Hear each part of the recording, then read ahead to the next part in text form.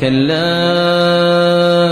إذا بلغت التراقي وقيل من راق وظن أنه الفراق والتفت الساق بالساق إلى ربك يومئذ المساق فلا صدق ولا صلى ولكن كذب وتولى فلا صدق ولا صلى ولكن كذب وتولى ثم ذهب إلى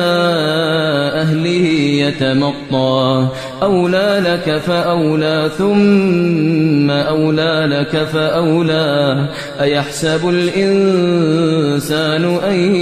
يترك سدى